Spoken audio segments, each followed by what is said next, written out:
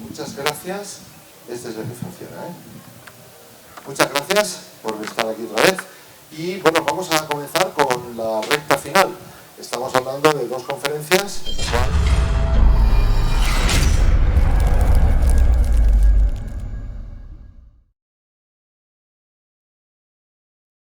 con ella un gran congreso que hicimos, que se llamó Un Mundo Sin Cáncer, que todavía resuena en el colegio médico y en un montón de sitios por la que nos liaron. Nos hicimos, yo recuerdo una imagen de ella así con un montón de micros, todos los medios de comunicación, digo, te parecías a Messi, o sea, vamos, era tremendo, tremendo. Y bueno, y pues de ahí ha surgido, pues bueno, en estos momentos ella está en España y bueno, os quiero presentar, ella es divulgadora, es empresaria, es madre, es investigadora sobre todo y es doctora en Estados Unidos, médico en Estados Unidos, en España no, porque la titulación va diferente. Os quiero presentar de nuevo en España a Coco March.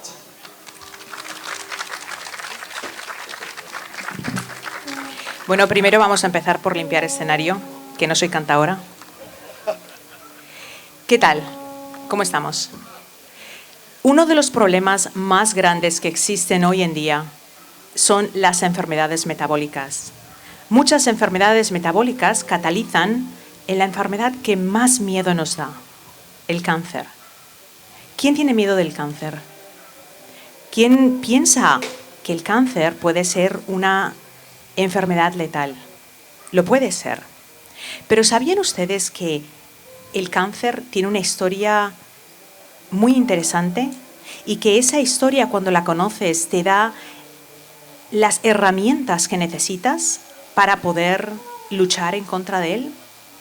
En el año 1910 se solicitó en los Estados Unidos por dos fundaciones, la Fundación Carnegie y la Fundación Rockefeller, que tenían afiliaciones con el gobierno. Se solicitó que se realizara un reporte, un informe que se conocía como el Flexner Report. El reporte o informe Flexner era un informe que tenía que detallar cómo las universidades en Estados Unidos y Canadá no tenían el fundamento necesario, la ciencia necesaria para curar. De hecho, ese reporte era un reporte ya planeado por Carnegie y Rockefeller. Pero la pregunta es, ¿por qué estos filantrópicos como Carnegie y Rockefeller se querían ver envueltos en la salud pública de los Estados Unidos y de Canadá? Pues el motivo es porque Rockefeller, un industrioso multimillonario, había descubierto que del aceite, del petróleo, se podían producir medicinas. El catalizador para crear medicinas era en el negocio que él tenía monopolizado. Una manera de continuar monopolizándolo era mediante echar mano al fundamento de la salud. Pero había un riesgo. En Estados Unidos y en Canadá, la mayoría de personas utilizaban terapias naturales a principios del siglo XX. La naturopatía, la quiropráctica, la herbología, todas las prácticas naturales eran lo que formaban la medicina. Tú no ibas a ver a un endocrino porque tenías un problema con tu tiroides. Tú ibas a ver a tu médico que trataba tu cuerpo entero. Pero ¿cuál era el problema con ese trato del cuerpo entero? Para la Fundación Rockefeller, que sabía que tenía la posibilidad de monopolizar un mercado mediante utilizar el petróleo y crear medicamentos. Pues para vender medicamentos necesitas que alguien te los compre. Y para que alguien te los compre, necesitas que alguien le diga al paciente que eso es lo que hace falta. ¿Recuerdan del informe Flexner que les estaba hablando? El informe de 1910, que Abraham Flexner fue asignado para crearlo.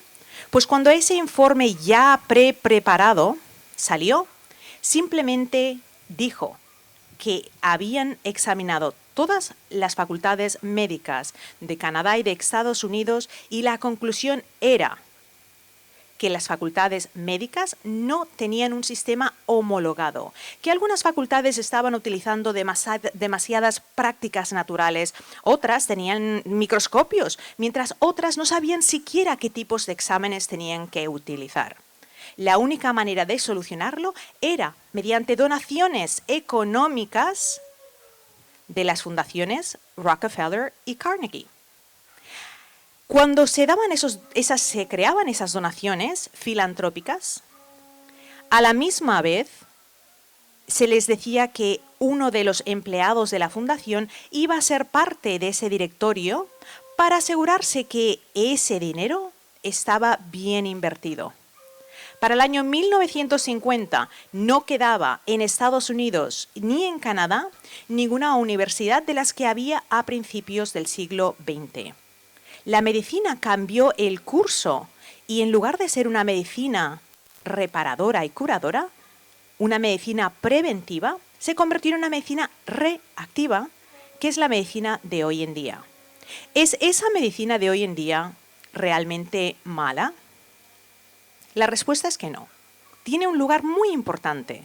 Si usted ahora mismo tiene un accidente de tráfico, usted quiere ir a un lugar donde le atiendan, donde haya rayos X, donde puedan mirar con un scan específico qué es lo que usted necesita. Y tiene un lugar reactivo para estabilizar al paciente.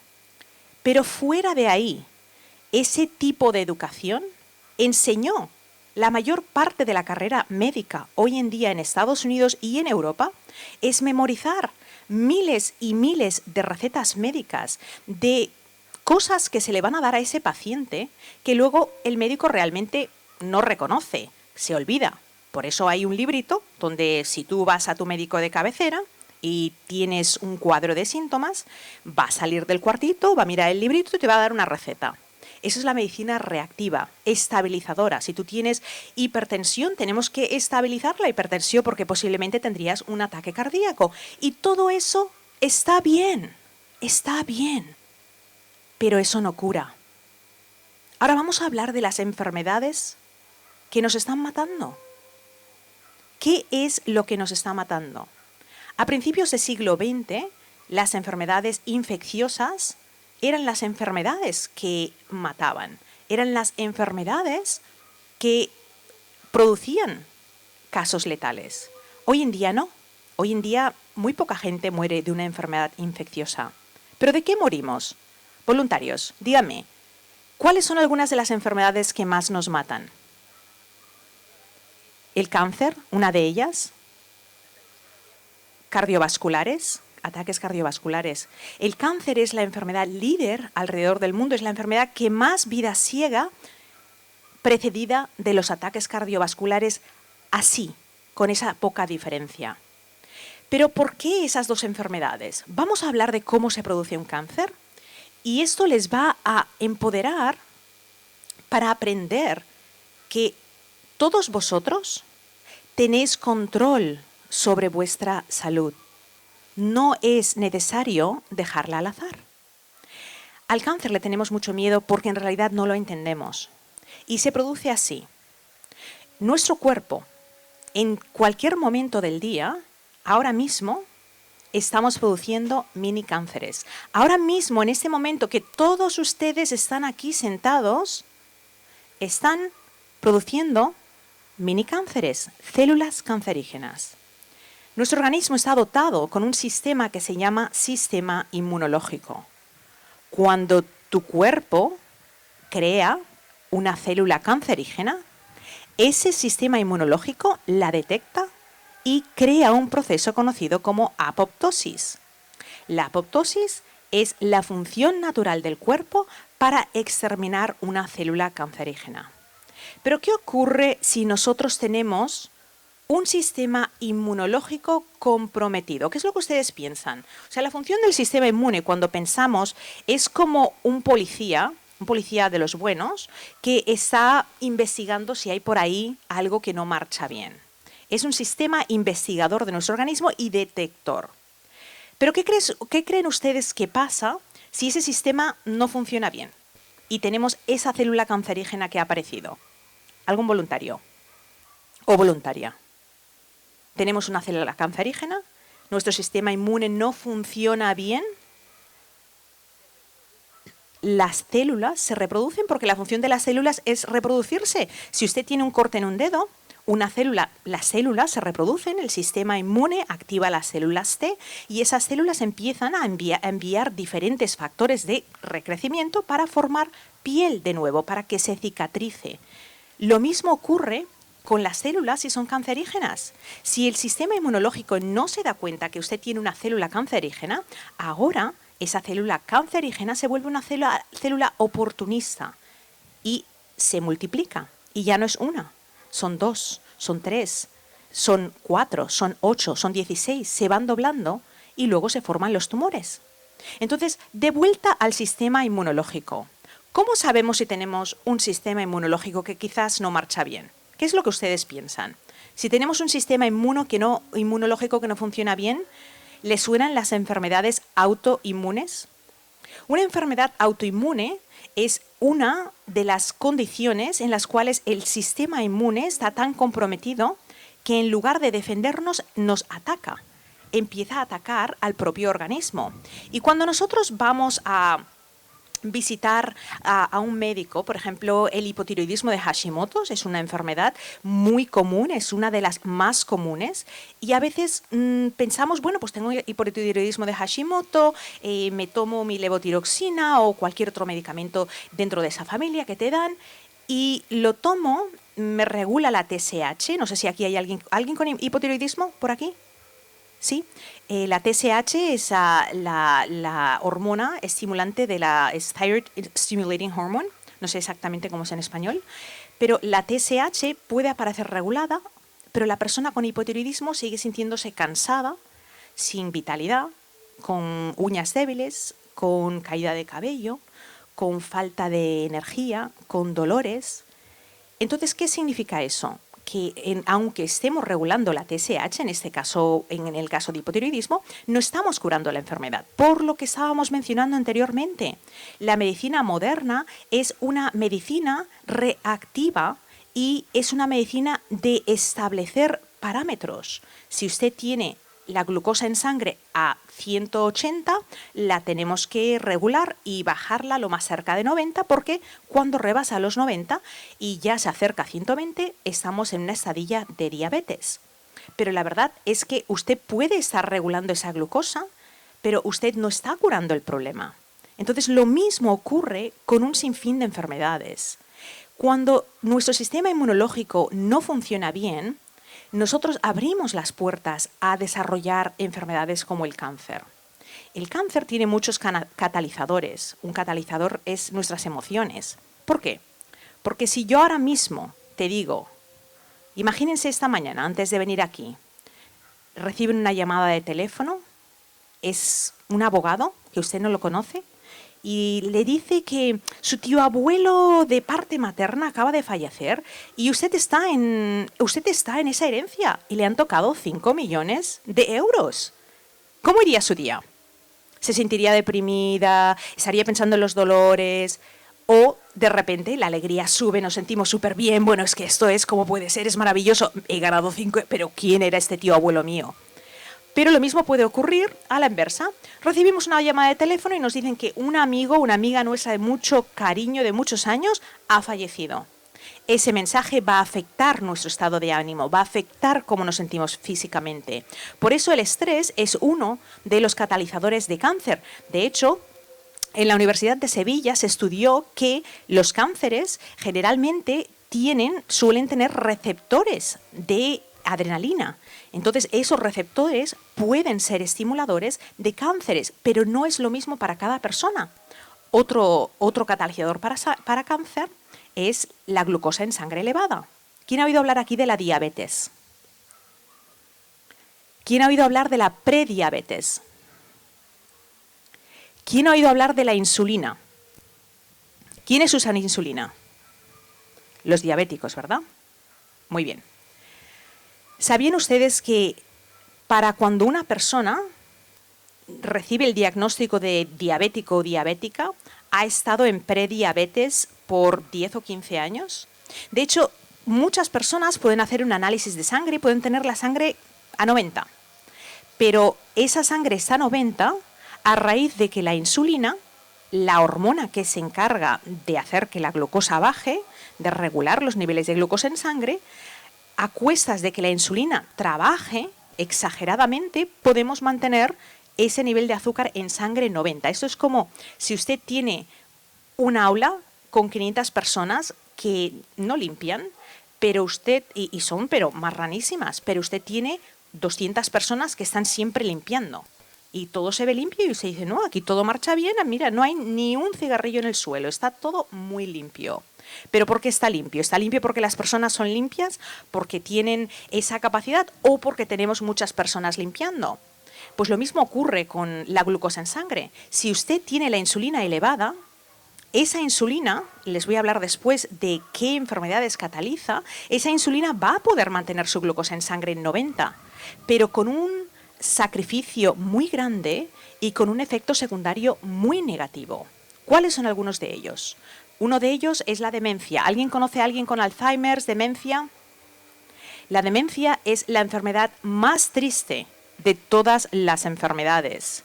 Alzheimer y demencia, todas las enfermedades donde perdimos las facultades físicas, mentales, son las enfermedades más tristes con las cuales podemos morir. No solo tristes para nosotros, sino tristes para todas las personas que nos rodean.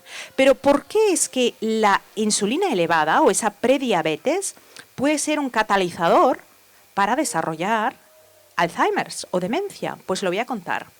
Las células en el cerebro, las neuronas, son como, para que se haga la idea, son como unas bolitas y esas bolitas tienen la función de enviar mensajes. Hay unas conexiones sinápticas y son mensajes, y esos mensajes son lo que entre las dendritas y los axones hacen que nosotros podamos tener la habilidad de aprender a tocar un instrumento, de aprender un nuevo idioma, de acordarme de los nombres de ustedes o no, pero esas neuronas necesitan estar limpias. Esas neuronas, cuando no están limpias, lo que ocurre es que existe una proteína, una glicoproteína muy pegajosa que se llama beta-amiloide.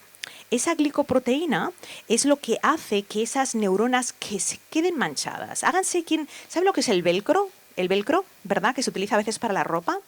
¿Qué pasa con el velcro cuando lo hemos utilizado mucho tiempo? ¿Qué ocurre con el velcro? Ya no pega, ¿verdad? ¿Pero por qué? Porque se han puesto hilitos, han quedado pelusitas y ya no pega. Eso es lo que ocurre con las células en el cerebro. Las neuronas en el cerebro empiezan a tener esa placa beta-amiloide que se empieza a acumular y entonces al no poder reaccionar empezamos a perder la memoria. Pero ¿cómo está esto relacionado con lo que hablábamos de la insulina? Bueno, pues ahora les explico. La misma enzima, las enzimas son catalizadores, simplemente todas las cocineras y los cocineros saben lo que es una catalización. Ustedes no lo saben, pero ustedes son químicos y químicas en la cocina todos los días. Para que algo catalice, usted pone todos los ingredientes del pastel, lo pone en el horno a 180 y ahí cataliza, se hace el pastel. Significa que algo crea algo diferente. Entonces, las enzimas catalizan, descomponen cosas, hacen como una limpieza, descomponen las cosas. La misma enzima que se encargan, recuerden, hemos dicho que la prediabetes está relacionada con la demencia. Hay una relación entre las dos. Y hemos dicho que esa prediabetes está relacionada con la glucosa en sangre. La glucosa, si la tenemos elevada, para poderla reducir necesitamos insulina, pero esa insulina está relacionada con esa placa beta-amiloide. ¿Por qué? Porque la misma enzima que se encarga de regular esa insulina es la misma enzima que se encarga de limpiar la capa beta-amiloide de las neuronas cerebrales. Si usted tiene la insulina constantemente elevada, y luego vamos a dar unas pistas donde usted puede saber si la tiene elevada, porque hay síntomas que vamos a notar. Si usted la tiene constantemente elevada o hay picos de insulina, lo que ocurre es que al estar elevada, la enzima que se encarga de bajarla es la misma que se encarga de limpiar esa placa beta-amiloide que se forma, que la formamos todos los días. No es que usted coma peor, es que cuando tenemos la insulina elevada, el cuerpo la función más importante del organismo es estabilidad. Y la estabilidad de tu glucosa en sangre es más importante que limpiar las neuronas, porque si tus neuronas están un poco sucias, eso no hace que te mueras. Pero si tu glucosa en sangre se dispara a 500, te caes en el hospital. Entonces, el organismo, pues lo que hace es subir la insulina, luego tiene que bajarla para que no siga bajando la glucosa más, y el resultado es que la placa beta-amiloide no se limpia, y así empieza la demencia. Pero aquí las buenas noticias. ¿Sabías que tú tienes control de tu salud?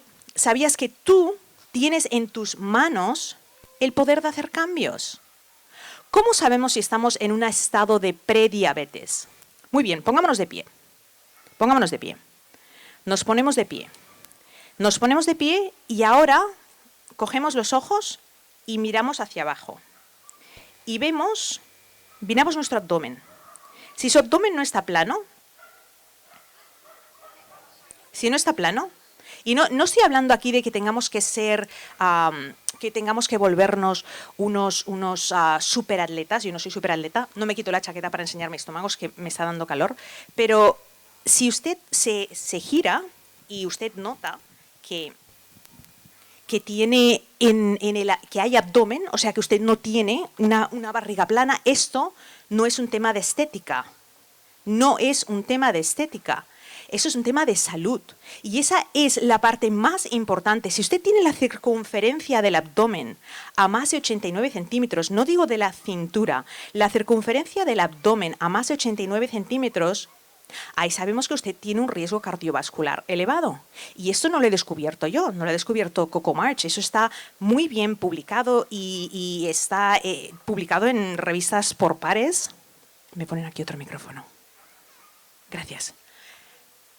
Y hay suficiente documentación médica para saber que las enfermedades metabólicas son lo que nos mata. Usted no se está muriendo de cáncer. Usted no se está muriendo de una enfermedad cardiovascular. Usted se está muriendo... Gracias, pueden sentarse.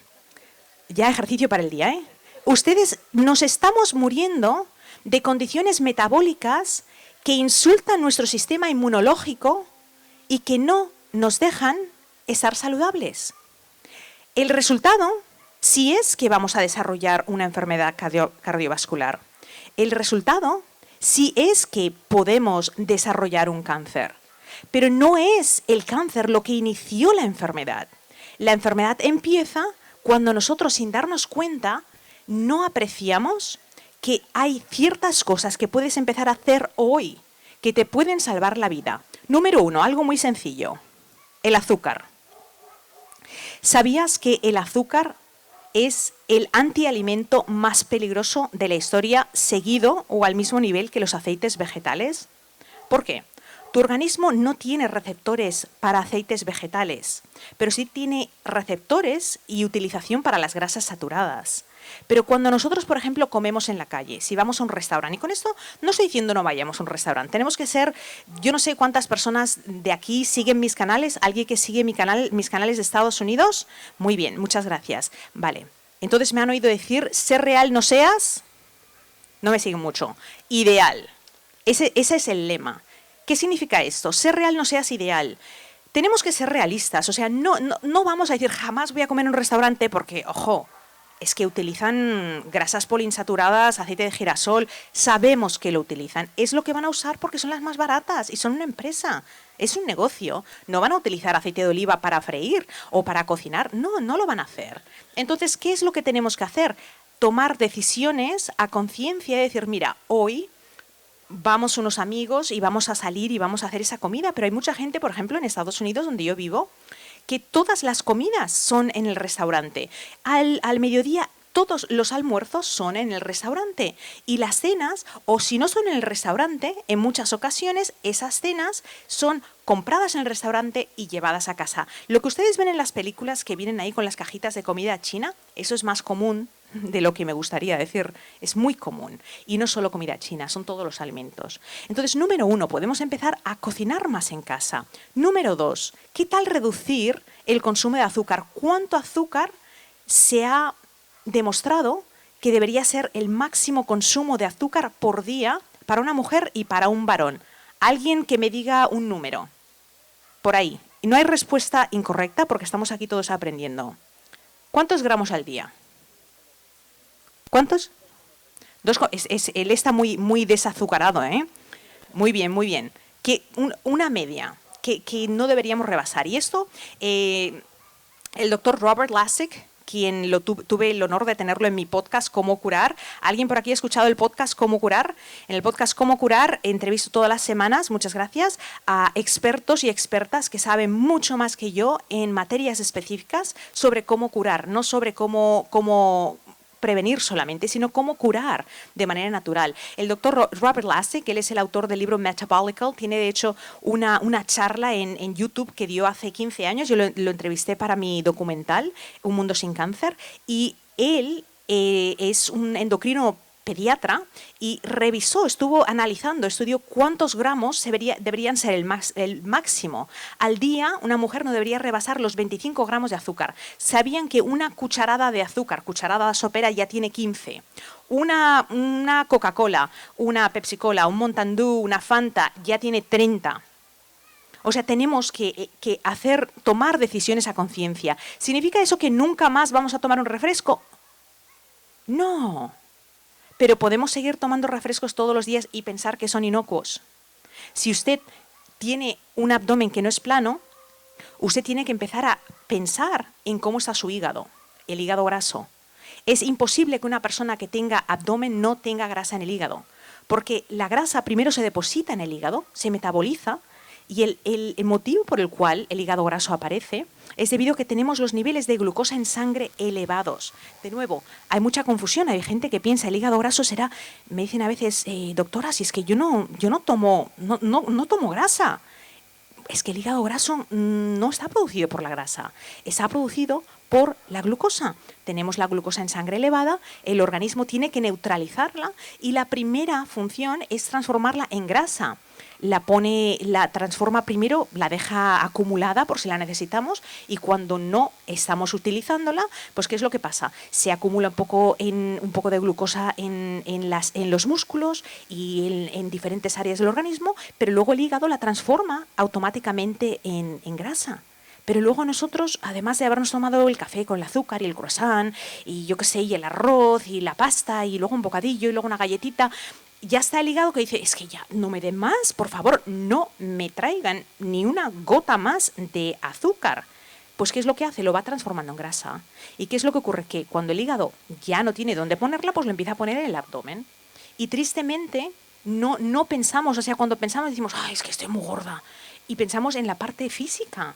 Y no es un problema físico, es un problema metabólico. Y ahora sabemos, hay evidencia de que los problemas metabólicos son el catalizador del 90% de enfermedades. Aquí unos test que le deberías pedir a tu doctor o doctora y que deberías saber. La hemoglobina glicada. ¿Alguien sabe lo que es la hemoglobina glicada? A1C. La hemoglobina glicada mide a qué nivel has tenido tu insulina en sangre por un periodo de 3 meses. Y ese examen de hemoglobina glicada es el que te va a decir qué porcentaje o qué riesgo a enfermedades metabólicas tú tienes. Si tú tienes la hemoglobina glicada a más de 5.6, pues ya sabemos que tu insulina tiene que estar elevada. Otro examen que te puedes hacer es examen de insulina. Lo que ocurre es que tú puedes ir a hacerte un test mañana y si hoy no has comido absolutamente nada, tu test de insulina quizás aparezca ser normal. Pero la hemoglobina glicada es lo que te va a decir qué tal has estado durante los últimos 3 meses. Durante los últimos 3 meses has tenido tus niveles de insulina bajitos o los has tenido elevados. Pero ahí tienes en ese examen tu riesgo cardiovascular. Porque si tú, o sea, nos preocupamos de la presión arterial y también es importante, pero si tú no tienes los niveles de glucosa en sangre elevados, no vas a tener presión arterial elevada. La presión se eleva debido a que tenemos niveles de glucosa en sangre elevados. Y de hecho, las personas que tienen presión arterial elevada, tarde o temprano desarrollan diabetes, tarde o temprano. Son enfermedades que van seguidas y luego enfermedades de los riñones. De hecho, tuve una paciente no hace mucho tiempo que me venía con un corte en el brazo. Y yo le dije, ¿y eso qué es? Dice, no, es que como ya soy diabética hace muchos años y ya soy mayor, mi doctor me puso una fístula. Ya por si una fístula es como un tubito donde puedes insertar una aguja, por si me tienen que hacer diálisis. Imagínense qué tipo de doctrinamiento, de convencer a una persona que ya que eres diabético, pues ya te tenemos que preparar para que no tengas diálisis, porque ese es el paso siguiente. Y es que es así. Las personas que tienen diabetes tienen un riesgo mucho más elevado a desarrollar enfermedades de los riñones y desarrollar diabetes. Pero las buenas noticias es que tú estás a tiempo de cambiar. Y no se tienen que hacer todos los cambios hoy, pero sí podemos empezar a concienciarnos. Hoy, mejor que ayer, pero no tan bien como mañana. Hoy, mejor que ayer, pero no tan bien como mañana. Tenemos que empezar a hacer pequeños cambios y todos los cambios cuentan. Sustituir el café con azúcar por café con stevia. Sustituir los refrescos por agua, quizás con pedazos de fruta dentro para que le dé sabor y unas gotas de stevia. En lugar de comer 6 veces al día, comemos 2. Hay evidencia de que comer menos frecuentemente ayuda a que tengamos la glucosa en sangre más equilibrada. No estoy diciendo comer menos, estoy diciendo comer menos frecuentemente. Cuando comemos, cada vez que comemos, estimulamos la producción de insulina. Y cada vez que estimulamos la producción de insulina, no solo envejecemos, sino que hemos dicho que esa producción de insulina es la catalizadora de que una placa que se llama beta-amiloide, que no se puede limpiar, produzca ¿qué? Fuerte, fuerte. Alzheimer, demencia, ¿verdad? Entonces, estamos a tiempo y a veces no nos lo tomamos en serio. Pensamos que no es tan malo. Pero ¿se imaginan ustedes? ¿Quién tiene hijos aquí? La mayoría, ¿verdad? Yo también. ¿Quién le ha dicho a su hijo, a su hija, yo quiero que tú tengas un futuro mejor que el mío? Estudia, haz los deberes, aplícate. Yo no tuve las oportunidades que tú tienes. ¿Por qué no me haces caso? Y nos peleamos y se lo decimos porque nos lo creemos. Pero luego, mamá, ¿qué hay de cenar? Ay, una pizza, ponla en el horno. Voy a pedir, ves al McDonald's, quizás no todos ustedes, pero muchas personas. ¿Y cuál es el resultado de no crear una cultura de alimentación correcta? El resultado es que toda esa energía que hemos puesto en que nuestros hijos aprendan mejor, tengan una mejor educación, tengan un mejor futuro, se lo robamos por no darles la educación de la alimentación, por no enseñarles a leer etiquetas. Sus hijos deberían aprender a leer etiquetas en la escuela, pero la escuela no lo hace, entonces tenemos que hacerlo nosotros. Saber cuántos gramos de azúcar, cuántos gramos de grasa hay en una porción de alimentos, qué ingredientes no son buenos. Pero si nosotros no enseñamos con el ejemplo, todo ese esfuerzo que todos vosotros habéis hecho para ese futuro mejor de vuestros hijos, ¿cómo crees que le va a sentar ese futuro a tus hijos si en 20 o 30 años tú desarrollas demencia? No los reconoces. Se te olvidan los nombres de ellos. Te vienen a decir, mamá, mamá, soy yo. Y tú solo sonríes. El futuro por el que hemos trabajado para que nuestros hijos tengan un futuro mejor, ahora tiene una brecha, porque no somos parte de él. Estamos ausentes. Y es más, nos hemos convertido en una carga para nuestros hijos, nuestras hijas, porque ahora estamos enfermos. ¿Y quién nos cuida? Pues ellos. Todo ese esfuerzo que hemos hecho para que ellos tengan un futuro mejor sin darnos cuenta, se lo estamos robando. Pero las buenas noticias son que podemos empezar desde ahora. Podemos empezar haciendo cambios y dándonos cuenta de que tenemos en nuestras manos el poder de controlar nuestra salud. Las enfermedades es más importante prevenirlas que curarlas.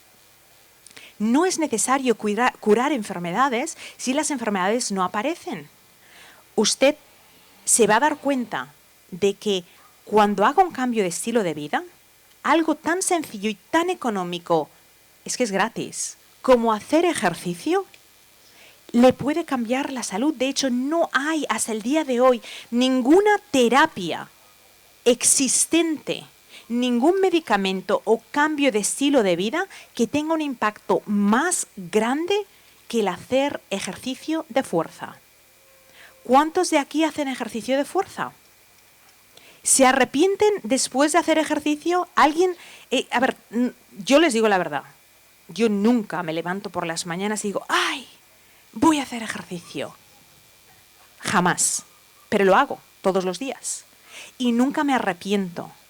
Lo mismo ocurre cuando nosotros nos alimentamos bien. Lo mismo ocurre cuando nosotros hacemos cambios que nos hacen ser mejores padres, madres, personas a nivel influencia. ¿Cómo podemos influenciar a nuestros hijos y a nuestras hijas a tomar decisiones correctas? Todo empieza con nosotros mismos. Si nosotros no tomamos esas decisiones, no les enseñamos con el ejemplo, ahí estamos perdiendo mucho porque nosotros, de natural, hacemos lo que nuestros padres nos habían enseñado. ¿Cómo cocinas? Ay, mi madre cocinaba así, yo lo hago así. ¿Cómo haces esta reparación? ¿Cómo haces? Copiamos a nuestros padres. ¿Y qué tal si dejamos un legado para nuestros hijos y nuestras hijas y para nosotros mismos como personas de que podemos decir no a las sentencias médicas? Voy a abrir los restantes 10 minutos por si alguien tiene preguntas. ¿Sí? Puedes seguir un poco más, ¿eh?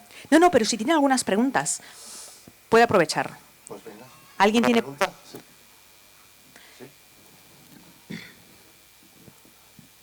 Hola, muchas gracias por tu exposición y quería preguntarte concretamente, cuando hablabas de los aceites vegetales, yo recuerdo haber escuchado este tema y pensaba que era por el problema que quedaban restos del disolvente con el que se extrae el máximo, se produce un punto azeotrópico donde por más de que destiles siempre quedan restos que suelen ser de hexano.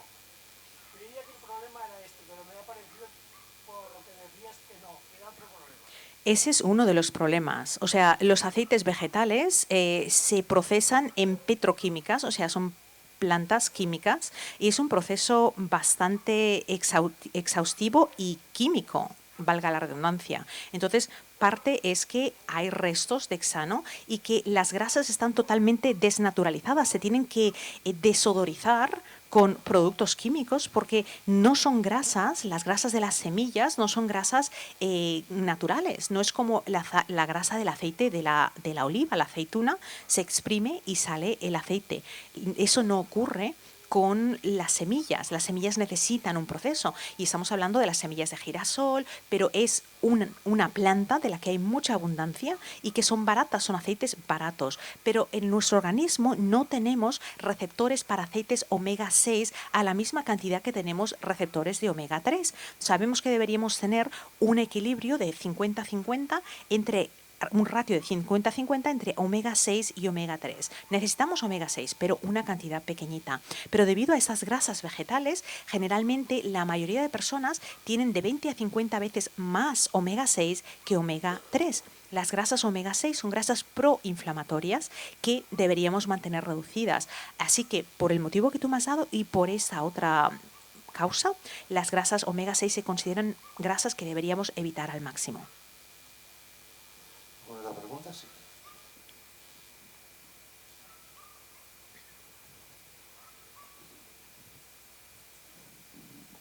Hola, buenas tardes. ¿Tu nombre? Sandy. Hola, Sandy. Tengo un par de preguntas. Uno es, me gustaría saber tu opinión sobre las limpiezas de hígado de Andreas Moritz, porque yo los he hecho a veces, pero hay gente que opina que son muy fuertes para el organismo. La otra pregunta es, al hablar de los azúcares, 25 gramos al día, si te refieres solamente a los azúcares añadidos o también a los azúcares que están de forma natural. Miras un yogur natural, por ejemplo, y tiene azúcar. El ketchup tiene azúcar también. Es un niño con el ketchup, está horrible. Muy bien, muy buenas preguntas, Sandy. Mira, en cuanto a la primera, la verdad no te puedo dar una opinión porque conozco el protocolo de Andreas Moritz, no he investigado la base científica para el protocolo y creo que sería inadecuado para mí dar una opinión sin tener realmente un conocimiento exhausto. En cuanto a la segunda parte, que me estás hablando sobre... ¿Cuál era la segunda parte de la pregunta? El azúcar, ¿ves? La placa beta-amiloide. Ya me está causando. Los azúcares, pues mira, el ketchup no tiene azúcar natural, es azúcar añadido, generalmente. El tomate tiene un poco de azúcar, no, es fructosa el azúcar de la fruta, pero 25 gramos principalmente nos referimos a azúcares añadidos. Pero tenemos que ir con mucho cuidado porque, por ejemplo, las frutas son muy buenas. Y las frutas las frutas no producen diabetes.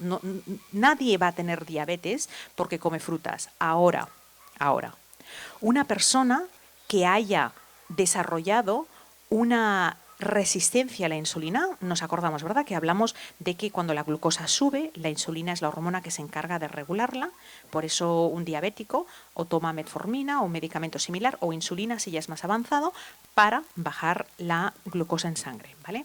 Entonces, si una persona ya ha desarrollado una resistencia a la insulina, porque por muchos años sin saberlo ha consumido muchas pastas, muchos pasteles, jugos, cosas así, lo que ocurre es que ahora puede ser sensible a la fruta, no porque la fruta le haya causado el problema. Lo que pasa es que ahora el cuerpo está resistente, las células están resistentes a esa insulina, ¿vale? Entonces, en el caso de una persona que sea diabética, deberíamos enfocarnos en una alimentación por un tiempo, no por siempre, pero una persona que tenga niveles de glucosa elevados, que tenga sobrepeso, vamos a utilizar una alimentación que sea más tirando a la alimentación cetogénica. No por mucho tiempo, tengo ciertas objeciones a largo plazo, especialmente para mujeres, porque el sistema hormonal de una mujer que todavía tiene periodos para la producción de progesterona en la segunda fase del ciclo, hay ciertos nutrientes carbohidratos, no me refiero a carbohidratos de pan, pastas, me refiero a carbohidratos de boniatos, de legumbres, que nos hacen falta. Pero por un tiempo, por 3 meses, cualquier persona puede hacer una alimentación cetogénica y tener éxito. Otras preguntitas. Sí, aquí había otra.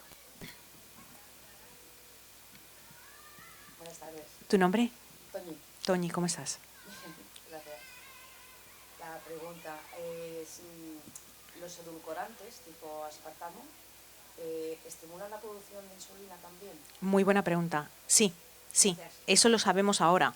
De hecho, si entran en PubMed, PVB-Med, de medicina md.gov, es una base de datos médica, y van a ver que hay muchos estudios que se han hecho en cuanto al estímulo de insulina y cómo estimula el páncreas, pero además el otro catalizador negativo que tiene y que es el problema igual o peor, es que los edulcorantes pueden causar hiperpermeabilidad intestinal debido a que desequilibran esa microbiota en el intestino. Recuerden que en el intestino tenemos un microbioma, es como un ecosistema. Si nosotros nos pusiéramos con una lupa aquí a mirar toda esta fauna, ¿qué encontraríamos? Pues que hay hormiguitas y diferentes bichitos, animalitos, pero esa ecofauna es lo que hace que un parque sea un lugar donde hay vida. Pero lo mismo ocurre en nuestro intestino. Nosotros tenemos esos microbios que son bacterias y diferentes tipos de microorganismos que viven en comunidad, y de hecho somos más bacterias y microbios que células. Tenemos muchísimas millones más bacterias y microbios que células, y lo que sabemos es que esos edulcorantes afectan esa fauna. Es PubMed, perdón, te lo digo en inglés, PVB, PubMed.gov. Gov, PubMed. There is where all the medical studies are published. Todos los estudios médicos están publicados por allá. Más preguntitas. Siguiente pregunta. Por ahí. No lo hagan correr, pobrecito. Pues si pudiera.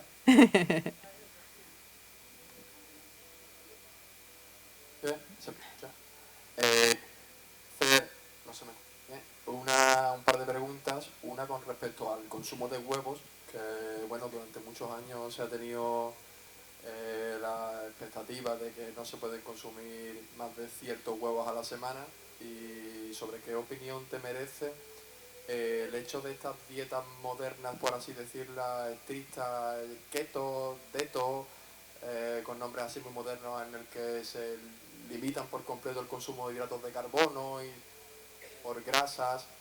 No sé, un poco que me cuentes tu punto de vista. Muy bien. Muy buenas preguntas, gracias. Huevos. Los huevos han estado demonizados por muchos años. De hecho, de nuevo, hay evidencia científica. El motivo por el cual el huevo estaba demonizado es porque el huevo tiene colesterol. Pero ahora sabemos que el 80% de colesterol en sangre se produce en nuestro hígado. O sea, nuestro propio cuerpo produce la mayor parte del colesterol. El huevo, o sea, lo que se pensaba, se hacía una línea. Si el huevo tiene colesterol, mi colesterol va a aumentar. Si las personas que tienen riesgo cardiovascular parece que tienen el colesterol más alto en sangre, el colesterol más alto puede producir más placa, tenemos que quitar el huevo para reducir el riesgo cardiovascular. Pero ahora sabemos que, de hecho, las personas que tienen el colesterol más alto, ojo, no estoy hablando de triglicéridos elevados, porque antes se miraba el colesterol, no puede rebasar 200, pero ahora sabemos que el colesterol está formado de diferentes partes: HDL, LDL, triglicéridos, ApoB, ApoB pequeñita. O sea, hay diferentes factores de cómo esas moléculas están siendo transportadas. Y ahora sabemos que el total, el número total, no significa nada. Hay personas que tienen una condición que se conoce como hipercolestemia, o sea, creo que lo estoy diciendo bien en español, quizás por aquí la doctora me puede corregir si lo digo si se dice así. ¿Qué es lo que ocurre? Que es un nivel elevado crónicamente, genéticamente, de colesterol, y esas personas están muy saludables. Si tienen los triglicéridos suficientemente bajos, tienen la ApoB, que es una partícula dentro del colesterol LDL, bien, o sea, no es el colesterol total, pero los huevos no son el catalizador. Lo que sabemos es que el catalizador es el azúcar, no son los huevos. En cuanto a tu segunda pregunta sobre las dietas, los diferentes tipos de dieta, yo siempre digo mi lema: sé real, no seas ideal. A ver, todas las dietas van a funcionar al principio en una persona que nunca, o sea, que ha llevado un desarreglo alimenticio exagerado. Puede ser una dieta vegana, puede ser vegetariana, puede ser keto, cetogénica, puede ser low carb, puede ser paleo, puede ser cualquier tipo de alimentación. Y va a empezar a funcionar, ¿por qué?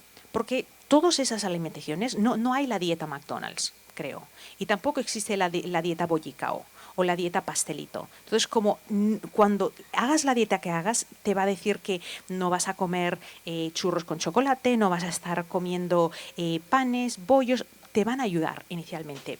Entonces, ¿por qué llegamos a un plato? Pues ahí es lo que tenemos que entender. Porque, primero, las mujeres no somos mini hombres. Tenemos que tener esto claro. Y más del 90% de ensayos clínicos se hacen en hombres. ¿Y por qué? ¿Por qué no se hacen en mujeres? Porque las mujeres tenemos ciclos hormonales. Y esos ciclos hormonales crean una adversidad a la hora de tener un resultado. Entonces, cuando, por ejemplo, se echó al mercado la idea cetogénica, de la alimentación cetogénica o dieta keto, y se echó, o sea, salió, de moda la alimentación de lo que es, en el 2016, el premio Nobel lo ganó el japonés que hablaba sobre la autofagia, que es lo que ocurre cuando no comemos, que hay un proceso metabólico que nos ayuda a rejuvenecer, que el cuerpo se limpia. Bueno, todo eso está muy bien y todo es verdad. Pero ¿qué es lo que ocurre ya cuando ponemos esto a un plano individual? En las mujeres, por ejemplo, una dieta 100% cetogénica o una alimentación 100% de ayuno intermitente, donde estamos ayunando las mismas horas todos los días, a largo plazo puede ser negativo, porque las mujeres tenemos fluctuaciones hormonales. En la primera parte del ciclo, cuando te baja la regla el día 1, y eso cambia en la menopausia, pero no tanto. Cuando llega el ciclo, nosotras tenemos niveles más elevados de estrógenos. La testosterona aumenta. De hecho, la testosterona en las mujeres es la hormona más abundante de todas, aunque no se lo crean. Entonces, durante la primera parte del ciclo eso ocurre. A mediados del ciclo, la progesterona tiene que subir. ¿Por qué? Porque tenemos un óvulo que está esperando ser fecundado y tener un embarazo. Luego, en la segunda parte del ciclo, tenemos que mantener la progesterona a un nivel equilibrado. ¿Pero por qué? Porque si el cuerpo, muy sabiamente, si te hubieras quedado embarazada, tiene que proteger ese feto para que se convierta en un bebé. Si no hay bebé, nos baja la regla y el ciclo vuelve a ocurrir. ¿Por qué es que esas dietas así modernas para muchas mujeres son negativas a largo plazo? Digo a largo plazo porque te van a ir bien por 90 días y luego vas a llegar muy posiblemente a un plató. Porque ahora empezamos a tener cambios hormonales que nos afectan negativamente en otras cosas. El periodo no llega o llega tarde, tenemos sangrados que son irregulares y no nos sentimos bien. Se empieza a caer el pelo, tenemos deficiencias, pero eso es porque cuando se estudió la alimentación cetogénica, cuando se estudió el ayuno intermitente, se hizo en hombres. Entonces ahora, y yo era una de las proponentes, yo de hecho ayunaba hasta 3 días, pero ahora si voy a ayunar 3 días, porque tiene sus beneficios, siempre lo voy a hacer durante la primera parte del ciclo, en los primeros 5 días. Porque esos días mi cuerpo no está produciendo progesterona. ¿Y qué nos ha dicho la literatura? La literatura menciona que para producir progesterona durante la mitad del ciclo necesitamos un aporte de carbohidratos, un poquito más de energía, necesitamos estar más tranquilas. No podemos estar poniéndole al cuerpo mucho estrés y cuando estamos llevando una alimentación muy estricta, eso es un estrés hormonal. Entonces, una alimentación correcta tiene que ser una alimentación que te funcione a ti, que sea saludable, pero que no tiene que ser la que le funcione a ella, tiene que ser la que te funcione a ti. Por eso, cuando me hablan de una dieta, es que las dietas tienen que ser lo que te funcione a ti. ¿Qué es lo que te funciona a ti? Y idealmente deberían ir de la mano de un especialista que te conozca, que te haya hecho unas analíticas y que pueda ver, mira, qué tipo de ejercicio te funciona a ti. ¿A ti te funciona saltarte el desayuno? Para mí saltarme el desayuno me funciona muy bien, pero hay otras personas que no les funciona muy bien. Pues quizás se salten el almuerzo y hacen 2 comidas al día, pero tiene que ser lo que te funciona a ti. ¿Más preguntas? ¿Más preguntas? Bueno, yo tengo una, 2. Muy bien. Vale. Bueno, una es que tú hace 5 años me dijiste que iba a dejar de fumar y no por voluntad propia, sino por el accidente que tuve, dejé de fumar. Un aplauso, por favor. Un aplauso. Era un clásico verme en las puertas de los Ciencia y Espíritu fumando y todo el mundo diciendo, Miguel, ¿tú fumando? Y yo he dicho, sí, yo no soy perfecto. Bueno, a lo que voy, 20 kilos más de peso. Entonces, una la has contestado más o menos tú ya, ahora, ¿no? Porque claro, bueno, dejar de fumar y dejar de andar mis 2-3 horas diarias, que andaba, que eso lo hacía bien, ¿no? 20 kilos de peso. Claro, yo estoy haciendo ahora la dieta de ayuno intermitente. Entonces, has hablado a las mujeres, porque en base a su distinto metabolismo, ¿no? A los hombres también, o sea, es decir, ¿está bien que lo vaya haciendo esto? Sí. Para los hombres lo tenéis mucho más fácil.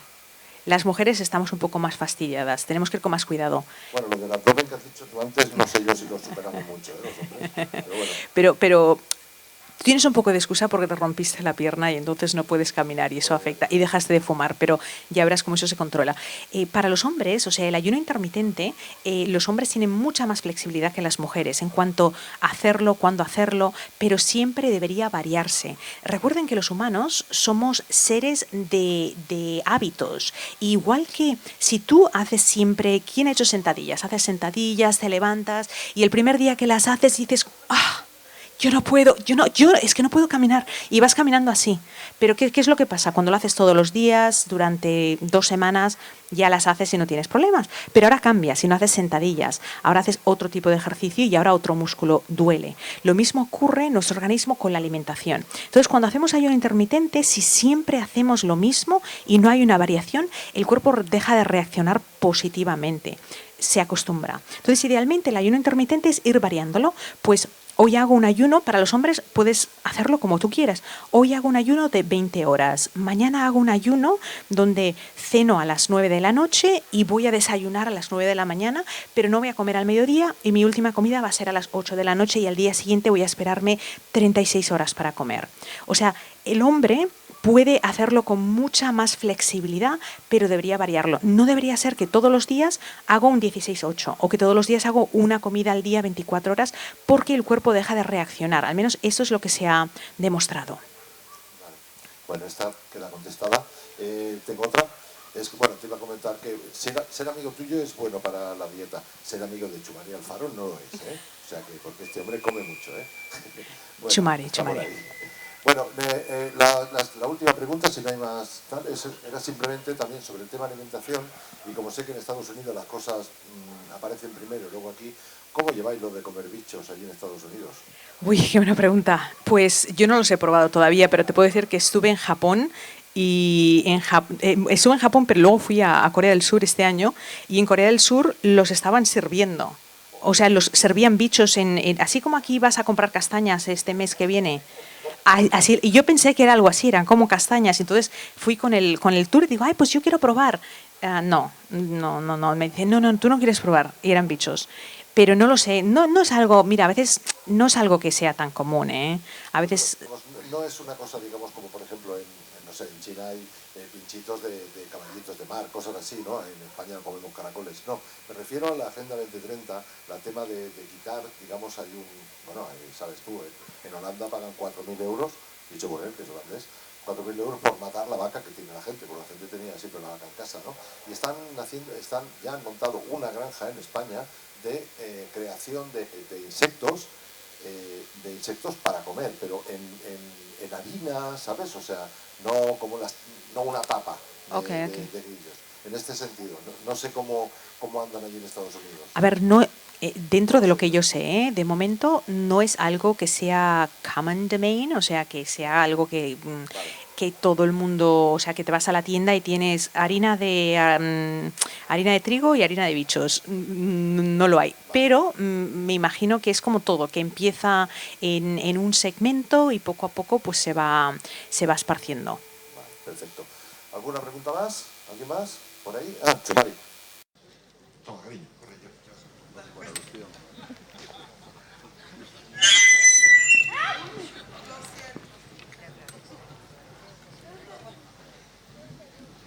Buenas noches, Coco. Buenas noches, Chumari Alfaro.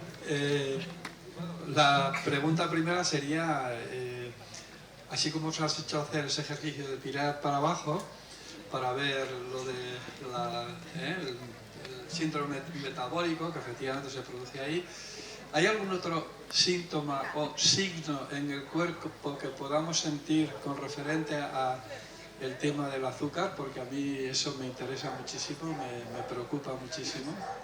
Yo creo que más que síntoma, ese es el más evidente, sí, cuando hay grasa del abdomen. Luego, además de grasa del abdomen, ya debemos tenemos que ver las analíticas. ¿Cómo tenemos la insulina? Dos cosas súper importantes. Insulina en ayunas, un examen de insulina, lo quieres tener lo más cerca del 5% posible. La mayoría de personas lo tienen elevado, pero ya cuando rebasa 5% pues es ideal. Ya rebasas el 15% y entramos en una zona de peligro. Y la hemoglobina glicada. Esos dos exámenes, si la hemoglobina glicada rebasa 5.6, ahí sabemos que con esos dos exámenes vas a tener ya a ciencia muy cierta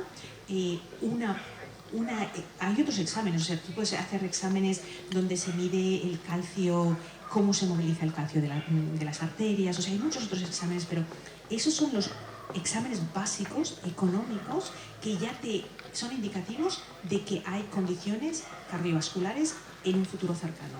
O sea, en un futuro cercano me refiero, puede ser en cualquier momento, porque si tenemos la insulina elevada, constantemente, crónicamente elevada, y tenemos la hemoglobina glicada elevada a más de 5.6, ahora sabemos que podemos hacernos un examen de hígado. Es posible que tengamos grasa en el hígado.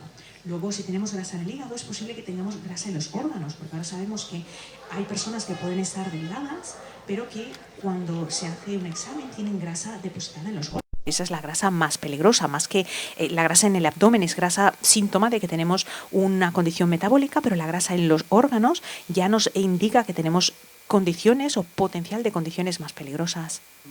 El hígado graso, por ejemplo. Exactamente, y el hígado graso es catalizador. Esto es como un efecto dominó. de la manera en como yo lo pongo, de todas las cosas que más económicas y más fáciles que podemos hacer, regular nuestra glucosa en sangre y revertir el síndrome metabólico es casi gratuito, porque se hace con la alimentación y un poco de ejercicio. Vale. Y apostillar algo que has dicho sobre el huevo para los asistentes a tu conferencia, que hay un estudio que pueden acceder a él, donde se dio a comer a un número de personas 2-3 huevos diarios, y en unos, digamos, 40 días, el hecho de haber comido 2-3 huevos diarios, pues aumentó el HDL. Esto ningún medicamento ha conseguido en la historia de la medicina conseguirlo, aumentar el HDL, y los huevos lo consiguen. Y luego también, apostillando lo que has dicho, lo del colesterol, como en España hay aproximadamente como unos 13 suicidios al día, unos 35 creo que son al día, y que son como unos 13.000, 12.000, 13.000 al año, y en todos y cada uno de ellos se comprobó que las tasas de colesterol la tenían muy, muy baja. Esto está demostrado científicamente. Muy, muy interesante, porque el colesterol, además, el cerebro es uno de los órganos que más colesterol utiliza. El cerebro necesita muchísimas grasas saludables. Bueno, chicas, con mucho placer voy aquí a pasarle la batuta a mi querida amiga, la doctora. ¿Y de qué nos vas a hablar hoy? Va a hablarnos de ella. Muy bien, pues va a ser una charla extremadamente interesante. Muchísimas gracias a todos. Recuerden que somos reales, somos ideales, pero podemos decir no a las sentencias médicas. Gracias. Muchas gracias.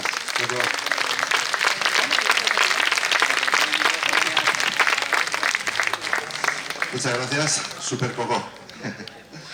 Bueno, pues cerramos ya el círculo hoy con la siguiente.